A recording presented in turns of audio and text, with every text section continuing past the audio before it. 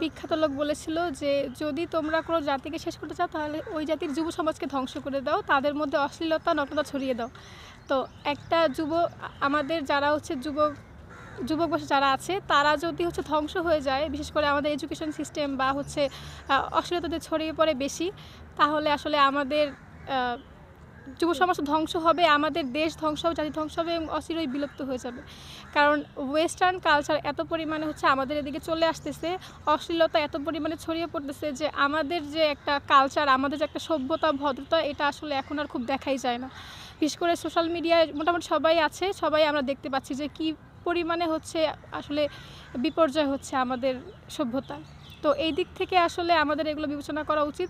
যুব সমাজকে আমাদের বাঁচিয়ে রাখতে হবে, টিকিয়ে রাখতে হবে, অশ্লীলতাকে দূরে রাখতে হবে, এডুকেশন সিস্টেমটা ভালো করতে হবে, সাথে সাথে আমাদের সভ্য হতে হবে। আপনি যেটা বলছেন যে একটা জাতিকে ধ্বংস করে দিতে হলে তার শিক্ষা ব্যবস্থাকে ধ্বংস করে দাও।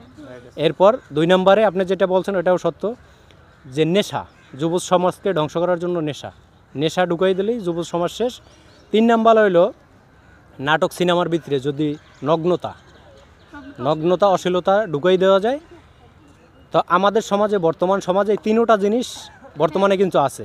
তো আমরা একটা ধ্বংসের পথে যাচ্ছি, আমার সাথে একমত কিনা? আমাদের দেশ জি অবশ্যই অবশ্যই অবশ্যই এগুলো আসলে আমাদের কমানো উচিত, আমাদের এগুলোর দিকে খেয়াল রাখা উচিত, দৃষ্টিপাত করা উচিত। দেশকে বাঁচাতে হবে, যুব সমাজকে বাঁচাতে হবে, সবাইকে এক হয়ে কাজ করতে হবে।